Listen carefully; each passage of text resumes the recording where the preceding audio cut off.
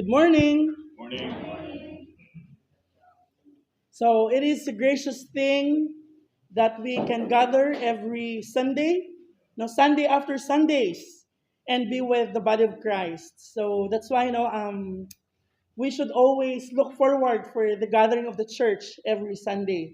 So as a Christian, I think it's already a non-negotiable thing that we should not neglect the church. But sad to say, I'll be missing one Sunday next week. No, so please do pray for me, as I will be attending the Asia Pacific Healthy Church Pastors Conference in Bangkok, Thailand. So that would be, I'll be leaving January 24 until the 31st. So I'll be attending Bangkok Baptist Church, no, on the 29th. And please pray for me because they will be giving me a time to share about our church, ECCM, what's going on and what's the good work that God is doing in our church. So there will be 9 countries who will be represented, and so I'll be doing a presentation. So expect ang mga mukha nyo ay makikita sa Thailand as I present some pictures, no, of our gathering here in church. So right now, let's open our Bibles in Acts chapter 10, verses 1 to 23, as we continue with our series in the book of Acts. And our theme, or the title of the book of Acts, is God's Faithful Witnesses. And in the whole narrative story of Acts, no, makikita natin dito kung paano, no, na-orchestrate ni Lord and paano ginamit ni God yung mga apostles and Christians in faithfully witnessing the gospel, as He has promised in Acts 1:8, no, that when they receive the power of the Holy Spirit, they will be His witnesses in Jerusalem, in Judea, Samaria, and to the ends of the earth. So I'll be reading in English Standard Version. So Acts chapter 10, verses 1 to 23.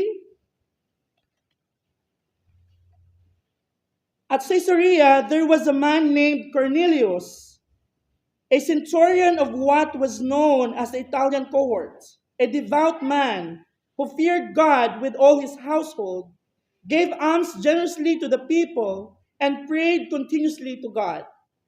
About the 9th hour of the day, he saw clearly in a vision an angel of God come in and say to him, Cornelius. And he stared at him in terror and said, What it is, Lord? And he said to him, Your prayers and your alms have ascended as a memorial before God. And now send men to Joppa and bring one Simon, who is called Peter. He is lodging with one Simon a tanner, whose house is by the sea. So when the angel who spoke to him had departed, he called 2 of his servants and a devout soldier from among those who attended him, and having related everything to them, he sent them to Joppa. The next day, as they were on their journey and approaching the city, Peter went up on the housetop about the 6th hour to pray. And he became hungry and wanted something to eat, but they were preparing it.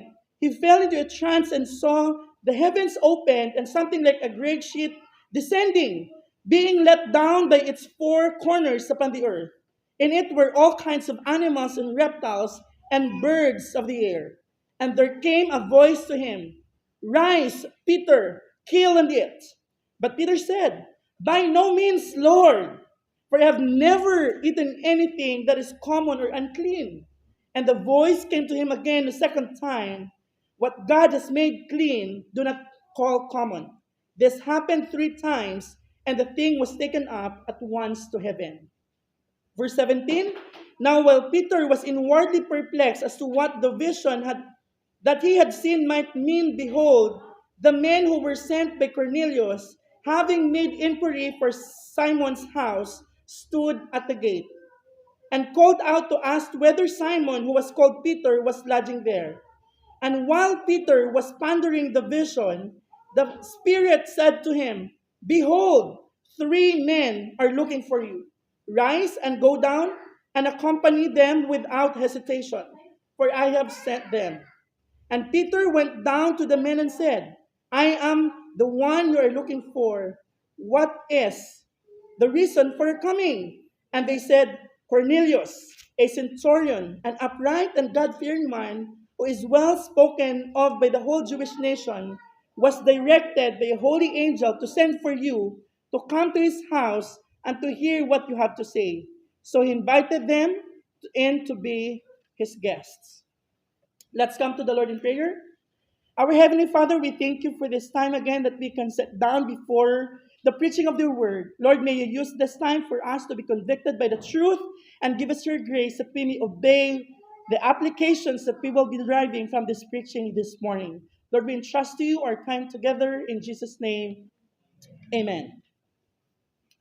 One of the beauty of being in a multicultural country is being able to eat different kind of cuisine, no?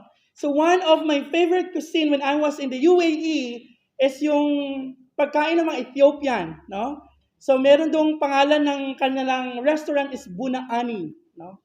So we have a fellow intern, no? He was an Ethiopian, and one time we were there, no, eating.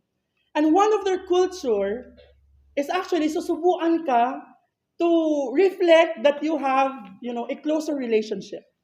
So part of respect to them, kailangan mong kainin, no?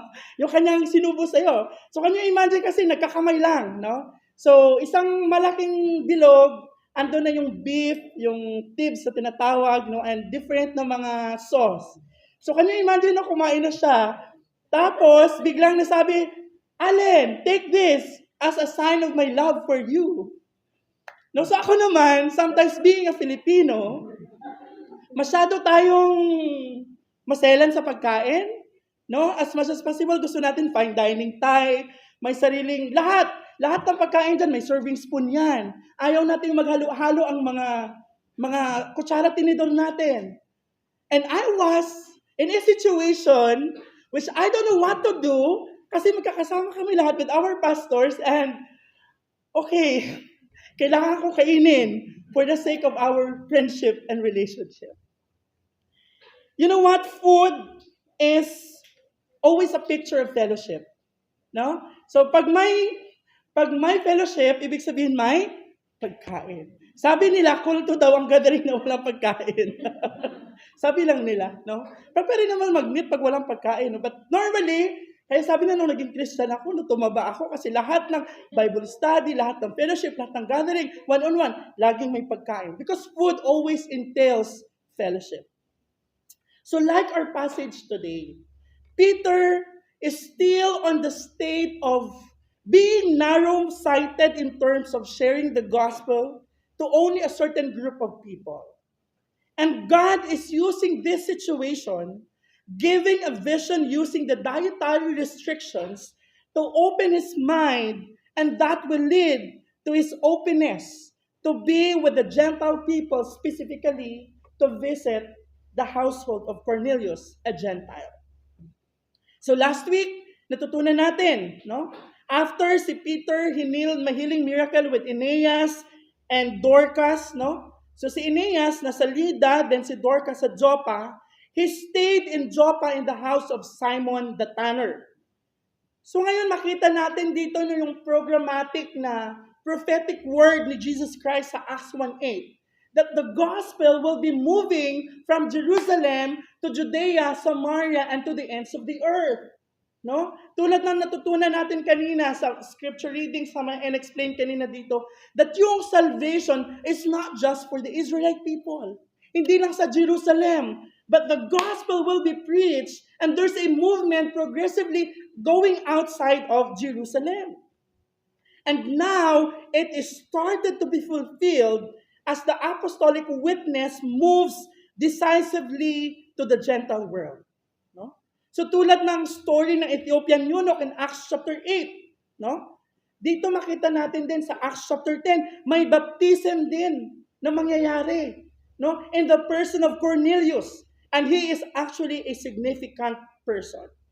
So the Apostle Peter now is involved and has to give some explanation of his actions sa gagawin niya back sa church in Jerusalem. Kaya exciting ang following Sundays sa ating book of Acts. Because we would start to see some tensions now in Jerusalem church. Bakit kailangan sila mag-meeting? Kailangan i-inform sila? And why the apostles is to be involved? Kasi nakita na natin si Philip. a Hellenist, started to preach the gospel in Samaria. But why is it that the apostles have to go as well in order for them to see, no, na the church in Jerusalem, the church in Judea, the church in Samaria is one church. It's the church of God. So now, ang conversion na mangyayari kay Cornelius, which makita natin in the next Sundays to come, will be a major development in the narrative of the book of Acts. Dito natin makita, actually, kumbaga, nililay daw na yung missionary foundations ng missionary journey ni Apostle Paul. So si Saul ngayon, andun pa siya sa Tarsus. No? So while Peter now is actually paving the way, no? Piniprepare yung pundasyon ng missionary ni Saul or ni Apostle Paul to the different countries up to the ends of the earth, and in their context is the nation of Rome. So like Peter, no? We have the tendencies to be hesitant to be with people who are not the same with us. We have our own biases and our prejudice. So this morning, our goal is for us to learn and embrace God's idea of bringing the good news of salvation to all kinds of people. Sabi ko kay Pastor Roseman, extension to ng foundations class natin kanina. We have learned this morning, no? Yung evangelism. We are to invite all kinds of people. So the question that we will be answering today, what are our distinctions in our gospel proclamation?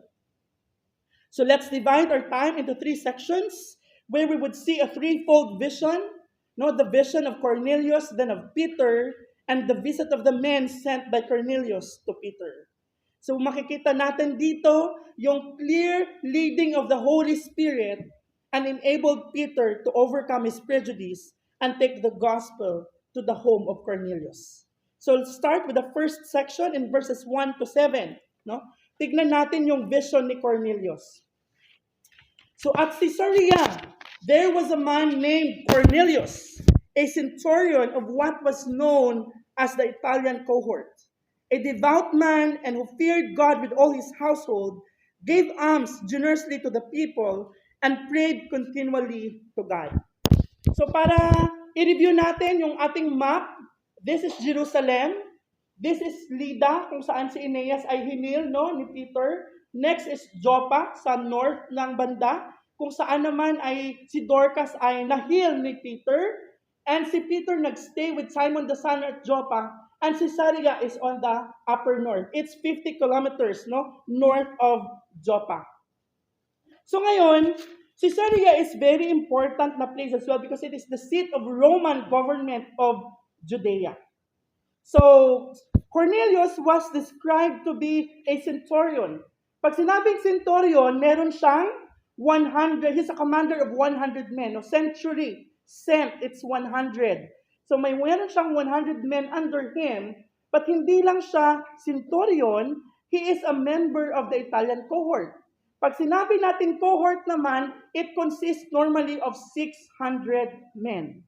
But meron pang auxiliary yan because nabilong dun siya sa part ng Judea, no? He could have been leading 1,000 men under him.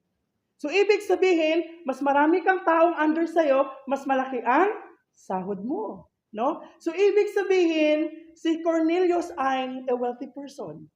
And he could be a popular person. Because, can you imagine, may 1,000 people that you are leading? Ang isang tao, meron niyang asawa, meron niyang pamilya, meron niyang anak, meron niyang, can you imagine? Na he is a known person. No? So ngayon dito natin makita yung importance naman. No? Si Cornelius, yung role niya in the advancement of the gospel. So now in verse 2, nakita natin, si Luke described Cornelius to be a devout man who feared God. Eh di ba nga, Gentile si Cornelius.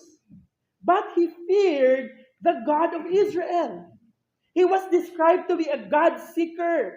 He worshiped the Israel's God. So, ibig sabihin, kahit na Gentile siya, he could be attached in his synagogue. No? Ibig sabihin, talagang lagi siya. Nasa synagogue siya siguro because nagbibigay din siya ng and nagpipray siya. And these two things, prayer and almsgiving, is one of the picture ng piety ng isang tao.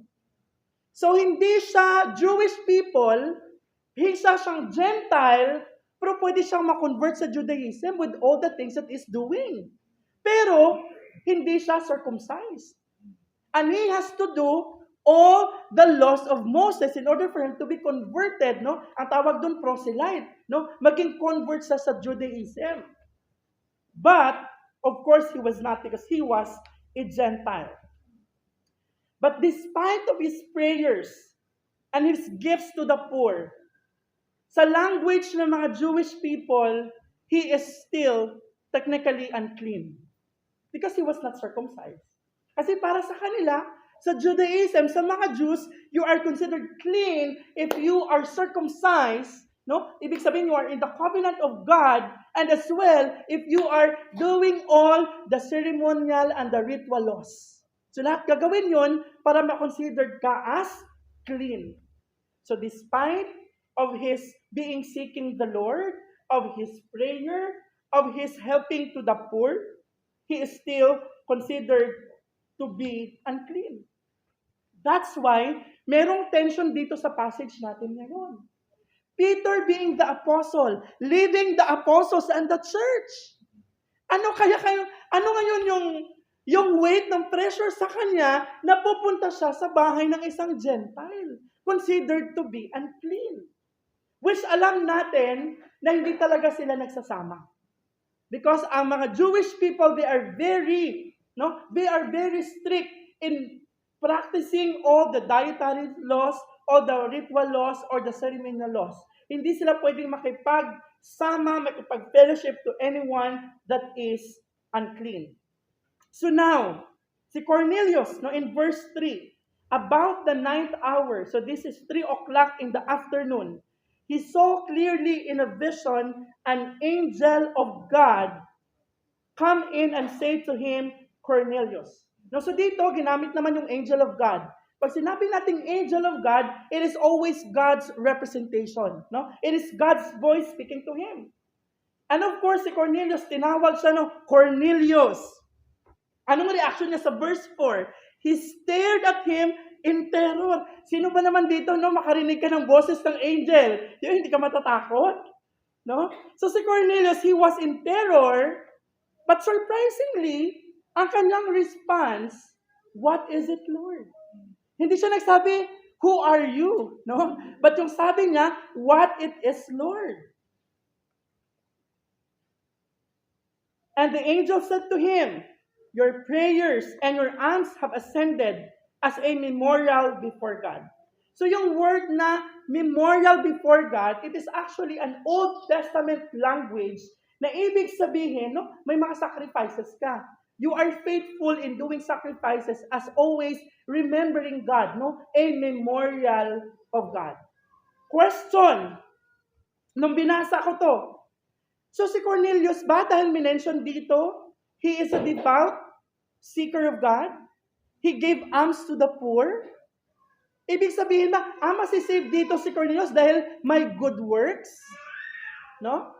Parang it seems like yung good works ni Cornelius ang magsisave sa kanya. But hindi, no? It is not his good work. But, yung salvation niya, makita natin yung sovereign plan ni God sa kanya. That's why, kung makita natin sa next na segment mamaya, kailangan ni Peter pumunta kay Cornelius because he has to hear the message of the gospel because good works can never save people. So ngayon dito natin nakita, yung good work niya hindi nag-made way for his salvation. It is still the sovereign plan of God. That's why God is giving vision to him. And now, of course, sa second segment, makita natin that God will give a vision to Peter. Someone has to share the gospel in order for someone to be saved. Kung titignan natin, parang ang bait na tao ni Cornelius. Pero when we check on the other parts of the Bible, no, we could see that no one is righteous. That no one is good. So, ibig sabihin, Cornelius is a sinner.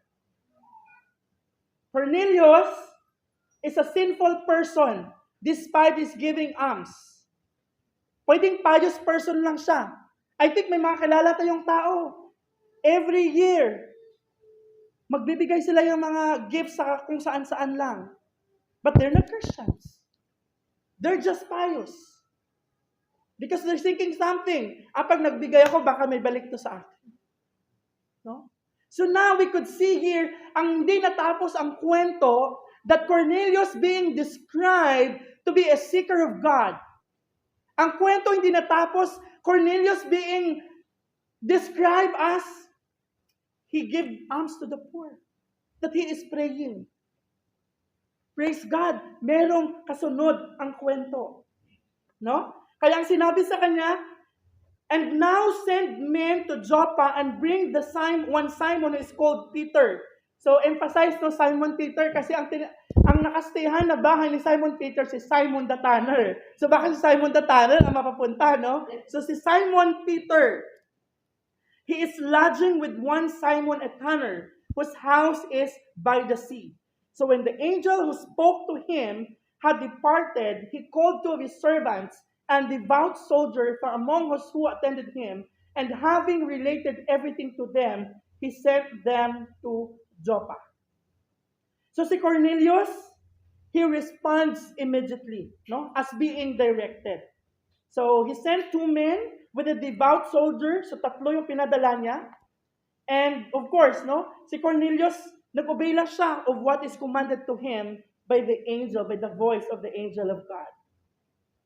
And meanwhile, no, si Peter naman, Peter has to receive a vision that will challenge now his understanding about the relevance, no, ng story na to.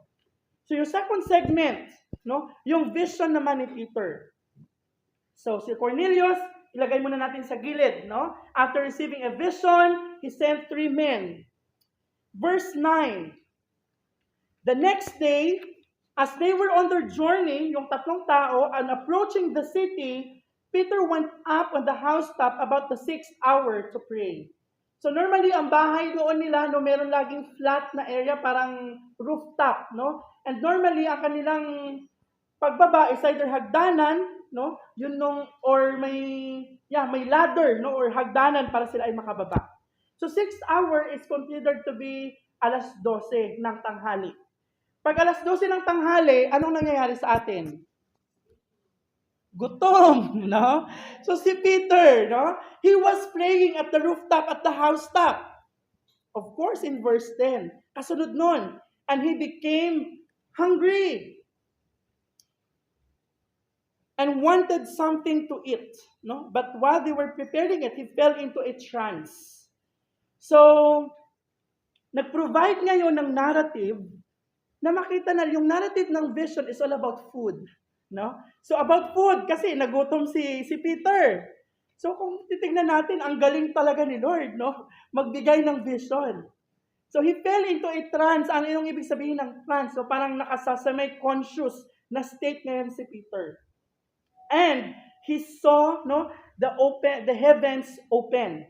So in verse 11, he saw the heavens opened and something like a great sheet descending, being let down by its 4 corners upon the earth. And in it were all kinds of animals and reptiles and birds of the air. So nakita niya ang daming pwedeng kainin. Tsaka hindi pwedeng kainin. No? Bakit? So sabi sa verse 13, and there came a voice to him, rise, Peter, kill and eat. Now, there are some animals o may mga pagkain na pino-forbid, no? Forbidden sa kanilang mga ritual laws and ceremonial laws. There are food laws na hindi pwedeng kainin. When you go to Leviticus chapter 11, no, buong chapter dyan, makikita mo ano ang sinabi ni Moses sa kanila. Ito yung mga pwedeng kainin at ito ang mga hindi pwedeng kainin. O, bigyan natin ng example. Leviticus 11 verse 1.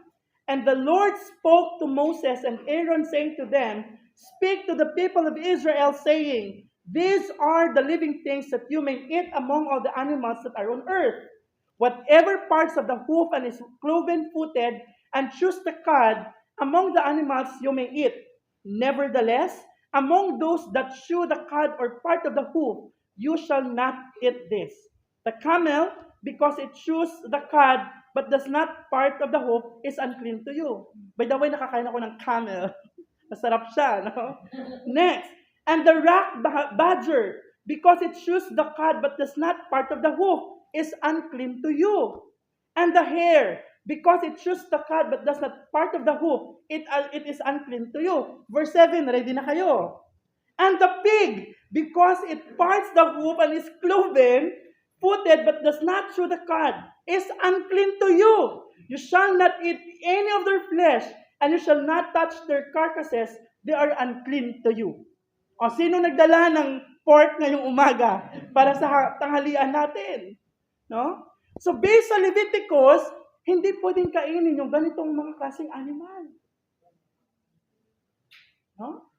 So there are still mga religious group who are not eating pork, no? And yeah, there are a lot of may mga kakilala akong group sa mga prayer group. Pati sa mga isda, pipiliin na yung may kaliskis or wala, no? So now, it seems like ironic because Peter was hungry, he wants to eat, but God showed him those animals that was forbidden in the Old Testament. Na practice ng mga Jewish people. So parang sa mind ni Peter, God is just testing me. God is testing my faithfulness. Kaya ano ang sagot ni Peter sa verse 14? By no means, Lord. I have never eaten anything that is common or unclean. Di ba? Parang, grabe. Talagang nasunod niya yung dietary laws ng mga Jewish people. He was faithfully following the commands. Okay, sige, given, hindi ka nakakain something unclean and common. No? But do you think God is testing his faithfulness? No? When God instructed him, rise, Peter, kill, and eat. No? So the command from the Lord for Peter to kill and eat made no sense for Peter at all. Because it violates the Jewish food laws. But now, no? Pakita natin, example another sa Old Testament, more than 500 years ago in the time ni Peter dito. In the book of Ezekiel chapter 4. Si Ezekiel may same na scenario, no? He was told to eat something unclean. Pero same protest. Same yung sinabi niya, no? Sabi niya, no? He does not eat something that defiled. No, that from the Gentiles. So same is true na nakita natin dito kay Peter. You know what? Yung mga Jewish people, mas pipiliin nilang mamatay kaysa sa kumain ng unclean food. No? Ang tawag sa kanila kosher, no, yun yung term ng mga Jewish people. So ibig sabihin in practical terms, Jews and Gentile could not share food and shelter. Kasi kino-consider nila, no, na even yung pagkain ng mga Gentile is unclean and is common.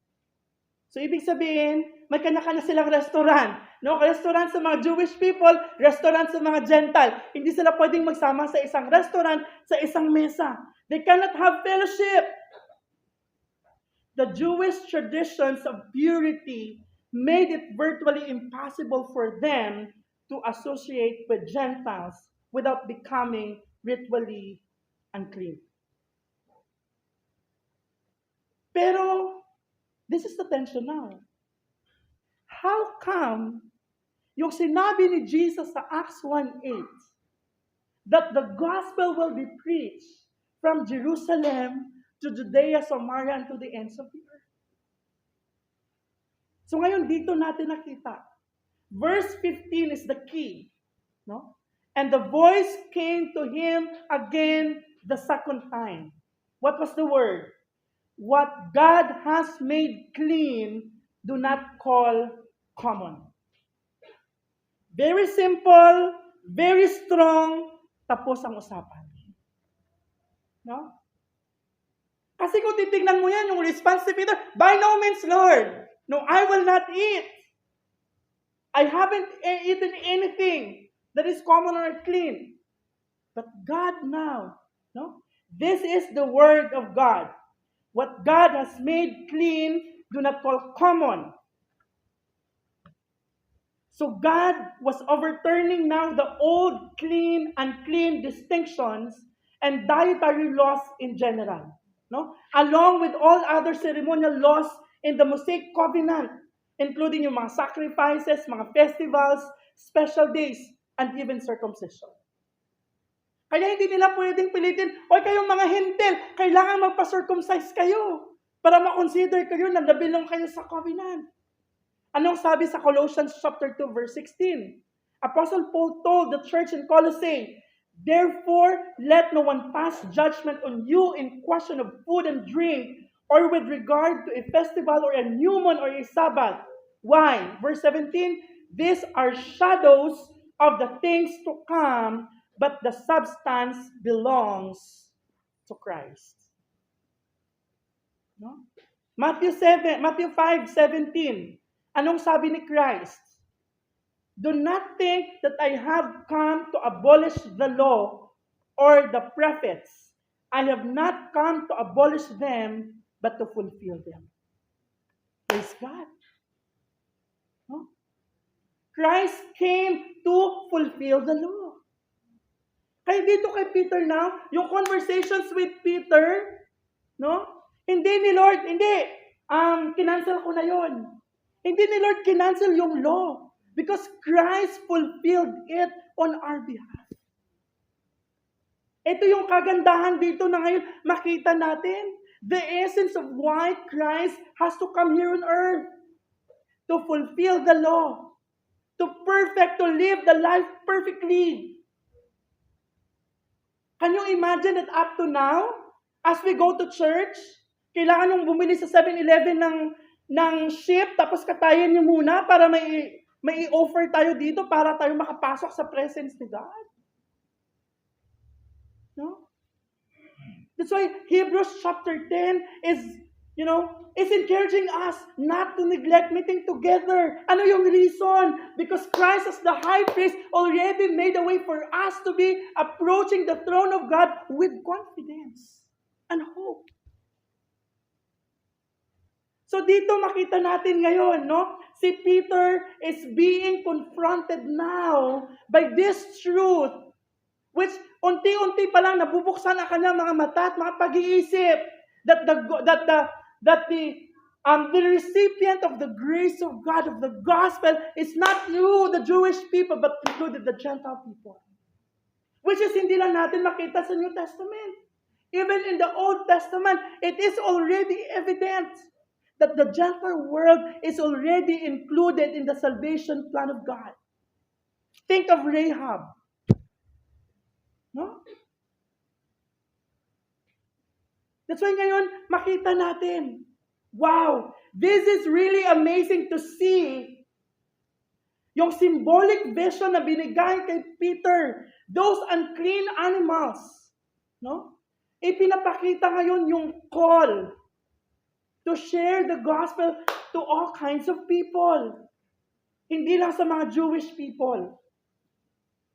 And ipinakita din dito, no? Sometimes pag binasa natin, okay, sinabi ni Lord dito don't call something unclean, no?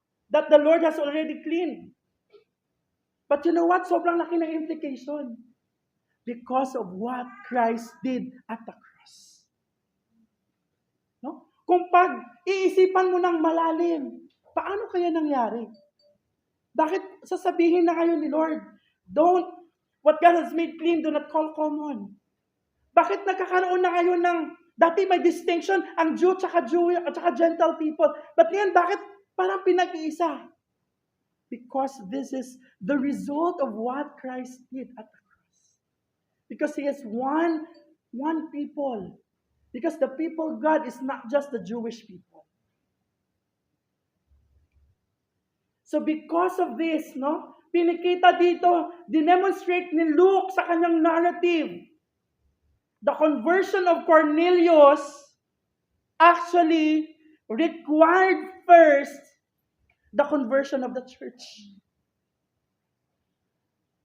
Kailangan mabago muna yung puso natin bilang church as Christians. Kasi kung yung puso natin may prejudice tayo, may bias tayo, how come we can share the gospel to all people? So nakita natin dito. So can you imagine now, yung sinabi ko kaninang pressure and tension with Peter, paano na to i-explain sa Jerusalem church? Kasi talagang magre-react sila, bakit ka andyan? Bakit kayo magpapatuloy dyan? Di ba, according to our laws, we are not to be in fellowship with the Gentile people. They are unclean. And now, we would see the power of the gospel breaking every barriers and challenges and cultural preferences. No? Sobrang ganda ng beauty ng gospel. The church is exclusive from the world. But the church is inclusive to all kinds. Kung anong klaseng tao tayo sa loob ng church.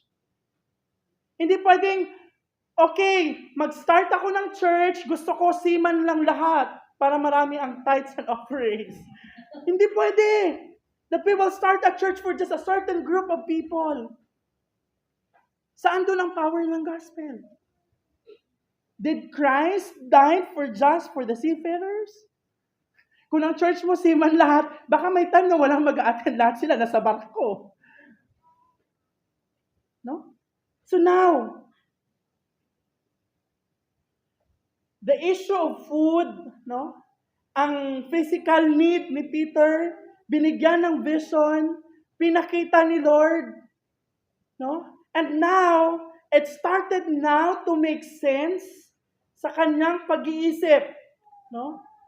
Nagbibigay ngayon ng preview and mag-open ng way.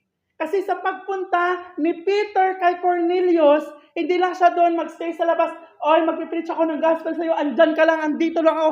Probably, they will be sitting in one table and they will be eating together. And whatever food na pwedeng ipaserve ni Cornelius, that Jewish people might consider unclean, now Peter will eat. Without any guilt or conscience. Because God has told him, whatever God has made clean, do not call it common. This is really amazing to see na emphasize ngayon yung initiative that the church should make an outreach, no, to the Gentiles, the church in Jerusalem. Sometimes, no, tayo, nakakalimutan natin that we are just, a recipient of the grace of God. We are also Gentiles. Originally, we are not part of the chosen people of God. We are unclean because we are sinners. We live in the dark and we have no fellowship with God. We are separated because of our sins. Because God is holy, God is just, and we are not.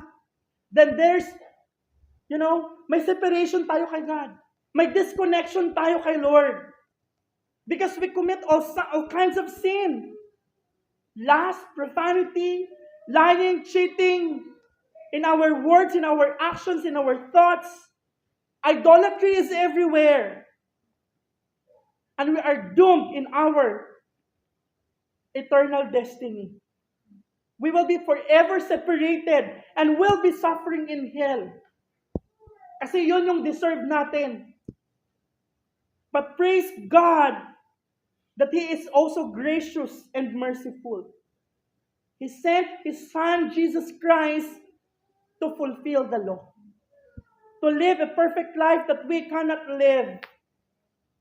Like Peter, that God showed a vision for him to go to an unclean sinner to share the goodness of salvation. God also sent His Son, Jesus Christ. Anong sabi sa Luke 19 verse 10? Jesus, the Son of Man, came to seek and save the lost. No? That even Jesus was misunderstood by the Pharisees, by the Sadducees, by the scribes, by the teachers of the law, because Christ is eating with the sinners, with the tax collectors. And that made sense now. Hindi ba na, kahit yung mga apostles, during those times that Jesus, during His earthly ministry, they are seeing Jesus Christ. You know, having time, spending time with sinners, with sick people. No? And now, dito natin nakita. No, Jesus came and dwelt among us with the purpose that Christ might save us. That Christ would die at the cross. Because we cannot save ourselves. We cannot pay for our sins. No good works. Wala kang ginagawa sa mundo na makapag-save sa'yo. It's only the good work of Christ Jesus at the cross. His crucifixion and His death and His resurrection and ascension. Yun yung mag-make sense na magbibigay niya sa atin ngayon ng salvation. So what we are to do is to repent of our sins and believe in the Lord Jesus Christ. No? Magsisi sa ating mga kasalanan. Kasi ang paningin, yung buhay natin, tulad tayo ng mga Gentiles. We are really separated. We are considered unclean because of our sins. But because of Christ, we are reconciled to the Father. We are reconciled to God. And not just that, we are also reconciled to one another. No? That is the beauty of the gospel. That's why kailangan makita natin yung kabuuan. Yes, we are reconciled to God, but we are also reconciled to one another. So, ibig sabihin, wala tayong dapat biases with people as well. Hindi na sabihin, super Christian ako, ikaw, bago ka lang. Kasi pare-pareho tayong recipient ng grace ni Lord. So, if you are here today, this is not an accident. This is God's sovereign plan that you will be here. If hindi ka pa Christian, no? I pray that today you would plead before God that He would be merciful to you. Na lumapit ka sa Kanya, magsisi ka sa iyong mga kasalanan, at manampalataya kay Kristo. Kung gusto niyong matutunan all the more, maintindihan ano yung good news, ano yung salvation, anong kaligtasan, no, you can approach us after the service, and we want to talk to you more after this. So friends, may we continue to appreciate the beauty of this good news. It's just amazing to see how God works in the life of Cornelius. Akala natin, okay na buhay niya, mayaman siya, sikat siya. Nagbibigay na siya ng tumutulong sa mga mahihirap, nagtitray siya, nagsisik siya kay God. But he has to hear the good news of salvation, that he is a sinner and Christ died as a Savior for him. That's why God has to use Peter now, giving a vision to go to Cornelius. No? Yun yung kasunod na story sa next Sunday. And in the last portion of the passage this morning, in verses 17 to 23, no? The vision of Peter now about the three men looking for him. Verse 17, now while Peter was inwardly perplexed as to what the vision that he had seen might mean, behold, the men who were sent by Cornelius, having made inquiry for Simon's house, stood at the gate. Take note, kung open yung Bibles nyo, i-highlight nyo yung word, no? They stood at the gate. Bakit kaya? Meron silang Hindi naman warrant of arrest kay Peter, pero meron silang authority. Ang nagbigay ng authority na hanapin si Simon Peter is galing sa isang Italian cohort. May authority, may power. Pwedeng dumiretso sila sa rooftop. And sulungin, saan dito si Simon Peter? But why is it that these men stood at the gate? Because they understood that they were Gentile and Peter was a Jew and they're not allowed even to meet together. Sila mismo may knowledge sila. Hindi kami pwedeng dumiretso lang. Antayin muna namin. No? So it's really amazing here na makita natin yung separation, yung limitation.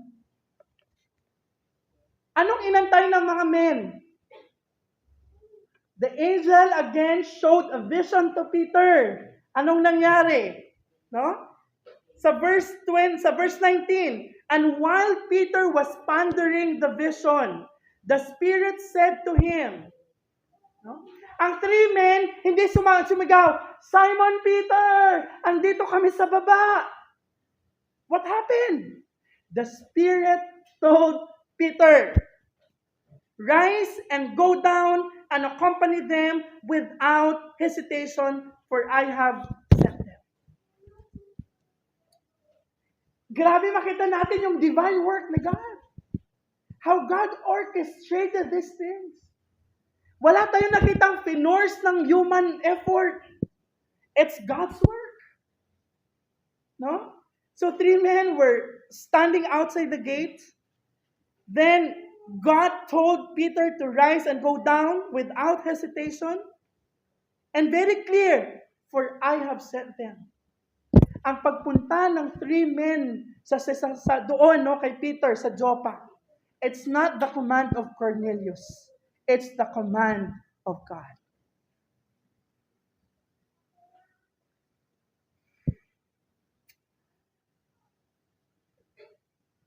So, nung nagkita na sila, no?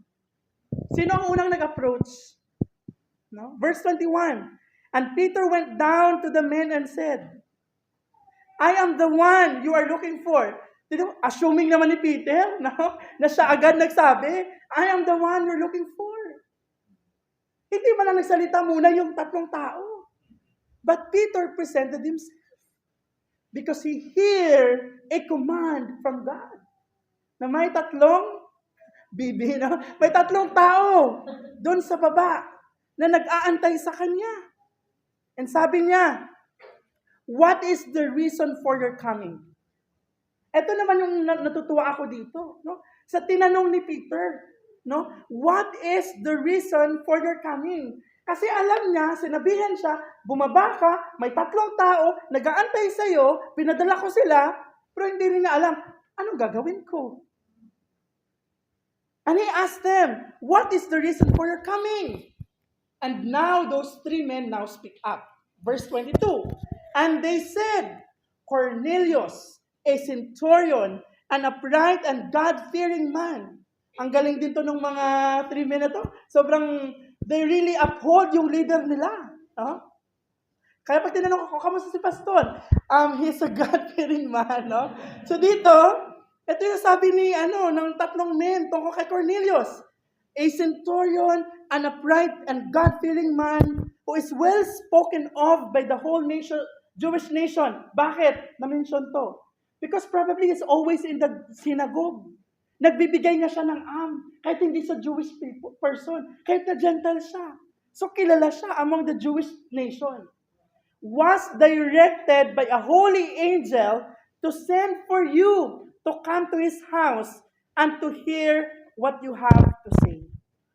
Now, dito na, unti-unting nakita ngayon ni Peter. Okay, this is the reason why they came. I will go there because I have to say something. Because Cornelius and his household now is waiting for the word that I'll be telling them. Ano ba sasabihin ni Peter? Alam niya na kung ano sasabihin niya. Because they've been doing through all the towns and villages, preaching the gospel of the Lord Jesus Christ. So Peter is already beginning to understand the significance of the vision, since Jews would not normally stay under the same roof of an unclean Gentile. So as he goes to the house of Cornelius, for sure he will be eating the food that they will eat. No? So yung kwento, magpapatuloy sa susunod na mga linggo. Sociologically, no? In social relation, in this chapter, nakita natin nagkaroon ng magbubukas ang relationship between persons of different cultures, the Jew and the Gentile. Theologically, the vision given to Peter offers a new perspective on the way in which the gospel is to be preached. Nagme-make sense na ngayon ang Acts 1:8 na hindi lang pala siya sa Jerusalem. Yung provisions, no, na makita natin sa pagsunod sa Mosaic Law, sa cleansing, sanctification, pinakita dito that everything now is fulfilled in Christ. So nagme-make sense na even yung Matthew 5:17 na napunta si Kristo hindi lamang para i-delete, i-cancel ang law, but rather na fulfill. That's why, sabi ni Christ, no, sa Matthew 11, I think, no, come to me, all of you who are weary and heavy laden. Why? Because ang context doon, ang daming mga laws na pinapagawa sa kanila. Maraming add-ons na mga commands. And Christ came. No? And sabi niya, dito kayo sa guta ko. Because ang yoke niya is easy. Hindi mabigat. And they can have rest in Christ. And same with us. We can rest in Christ alone. In Ephesians 2:11, therefore remember that at one time you Gentiles in the flesh, called the uncircumcision, by what is called the circumcision, which is made in the flesh by hands. Remember that you were at the time separated from Christ, alienated from the commonwealth of Israel, and strangers to the covenants of promise, having no hope and without God in the world. But now in Christ Jesus, you who once were far off have been brought near by the blood of Christ. So this highlights now the way in which God's guidance was experienced. Nakita natin yung sovereign work ni God. If it's God's plan for one to be saved, makikita natin kung ano ang ginawa ang pag-orchestrate ng Panginoon. Cornelius and Peter both received visions which prepared them to meet together. 2 journeys were required to bring about this encounter, with the Spirit directing Peter's understanding and enabling him to respond appropriately to his Gentile visitors. So as we end today, let's learn these two important truths with these applications. Number 1, ito yung sagot sa question natin kanina. What is our distinction in our gospel proclamations? Number 1, our distinction as a church is our full obedience to the Lord's commission. Our full obedience to the Lord's commission. Tanungin muna natin sarili natin. Do we still need a vision to obey the Lord's command to share the gospel? Mag-aantay ba tayo na magpapakita o marinig tayong salita galing sa angel of the Lord para mag-share ng gospel? Of course not. Remember, the time of the apostles of Jesus Christ was a unique time of Christianity. We have now the whole Bible. We have now the whole counsel of God, and it's very clear. Hindi na natin kailangan makarinig pa, oy, mag-share ako ng gospel. Wait lang, tanungin ko muna si Lord kung will niya. It is God's will for us to share the gospel. No? Romans 1:16, for I am not ashamed of the gospel, for it is the power of God for salvation to everyone who believes. Ano kasunod nun? To the Jews and also to the Greek. Both. We are to preach the gospel to everyone. And in Acts 1:8 ulit, Jerusalem, Judea, Samaria, and to the ends of the earth. It's not about the Jews. It's everyone. So our obedience is not exclusive to those who are easy to share with or to people who really want, yung gusto lang natin share ng gospel. Kasi ganun tayo. Pinipili natin kung sino yung share natin. Ay, ito, hindi natin to share kasi mahirap to, mabigat to. So, hindi to maging Christian. Or ito, magre-reach out na ako sa mga youth kasi nakakaintindi na. Ang mga kids, next time na lang antayin natin pag nakaintindi na sila. Or, ay wag na matatanda, mamamatay na yan sila. So, medyo mas bata na lang.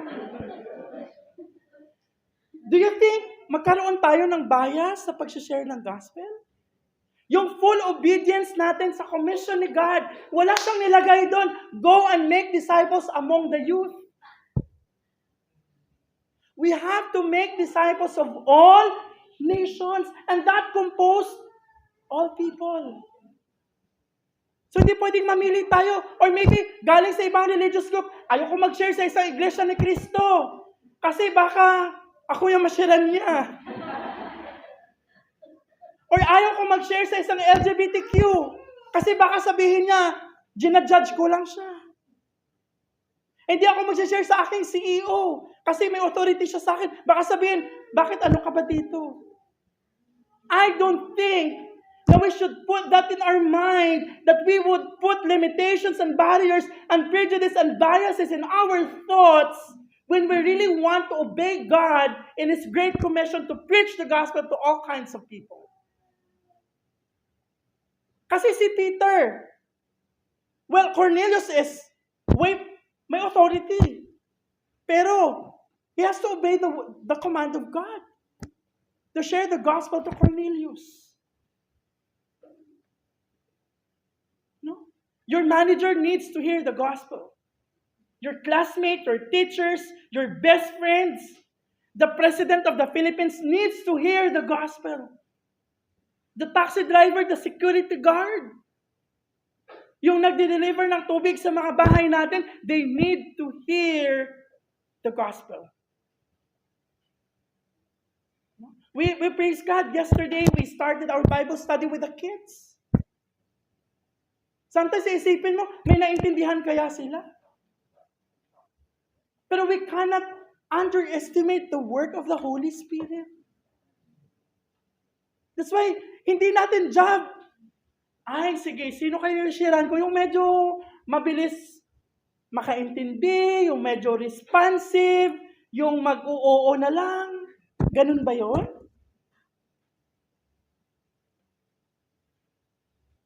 Or, do we have to obey now what God says for us?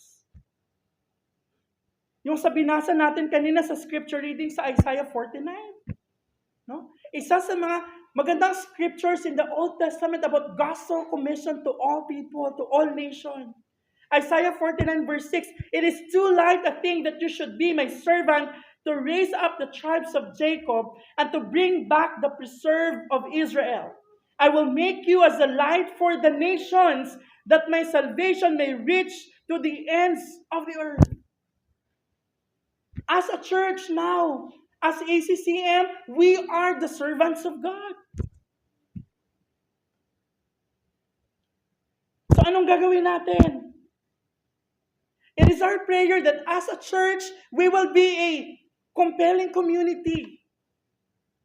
Kanina, ang ganda ng lesson natin sa foundations class.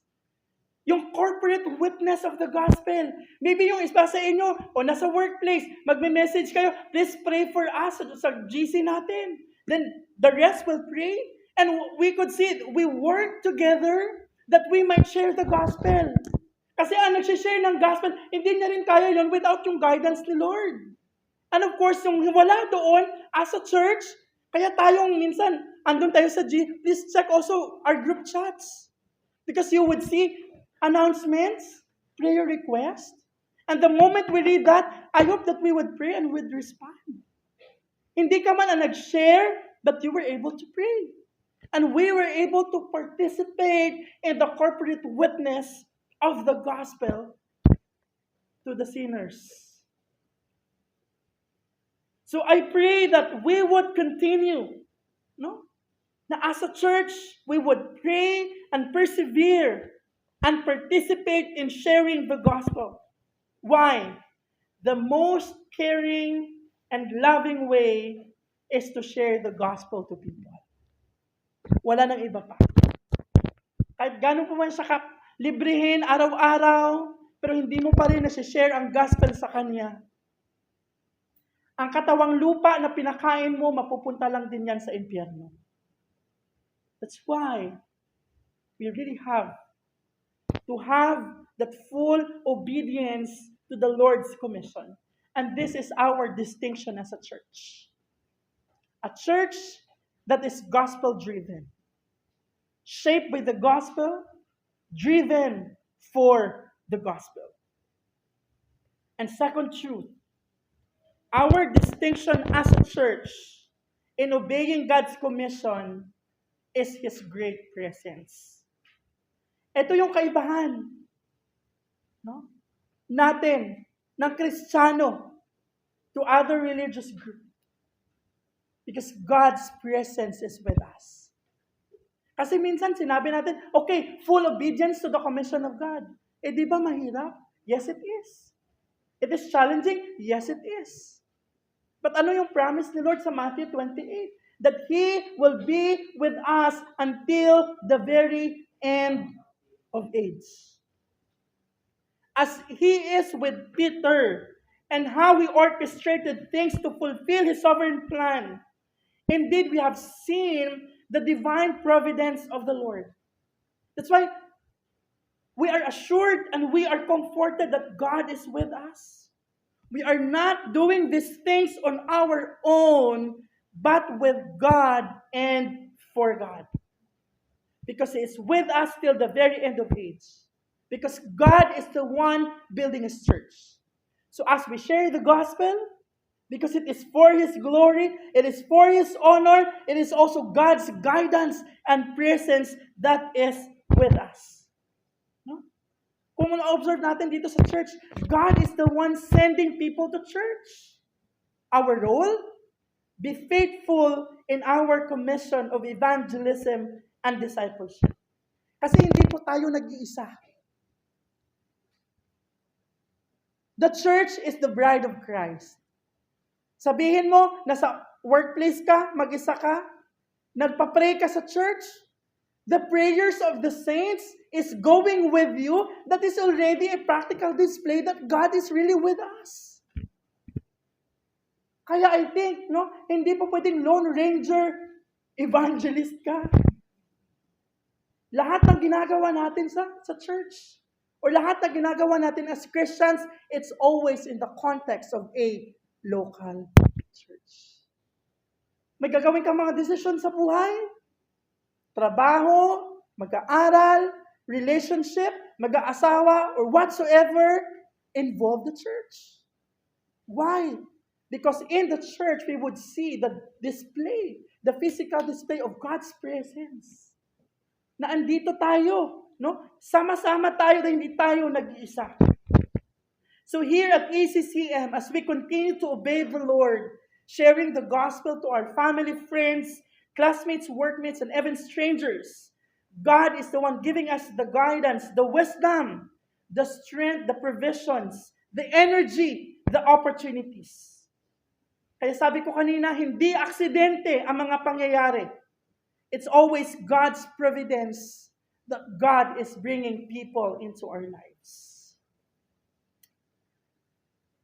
Dahil alam natin na ang Diyos ay kasama natin, I think that is one of the best encouragements na sa ginagawa natin.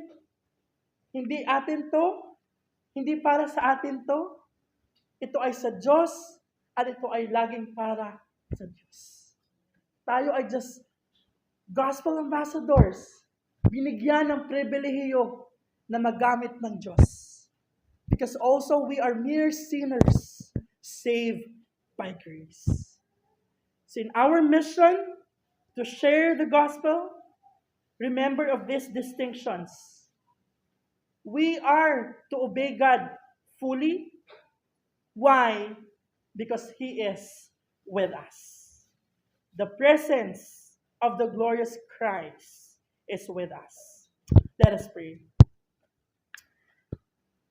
Our great God, we thank you for this morning. Salamat, Panginoon, sa pagkakataon that we could learn in the narrative story of Peter and Cornelius and the three men, O God.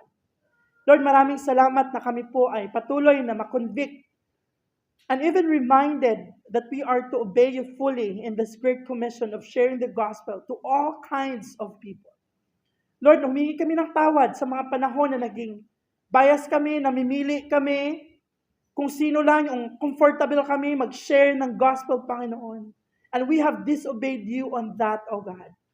So God, we pray na sa susunod na mga araw, sa susunod na mga pagkakataon, Panginoon, hindi po namin titignan ang cultural background ng tao, ang profession ng tao, ang kanyang social status, ang pamumuhay, Panginoon. Rather, natitignan namin na pare-pareho lahat na makasalanan at nangangailangan ng isang tagapagligtas. So Lord, we ask for your grace, we ask for your guidance, and we pray, Lord, that you would always remind us that you are with us in this journey of being a gospel ambassador. So Lord, we thank you and we honor you. We give you praise and glory in Jesus' name.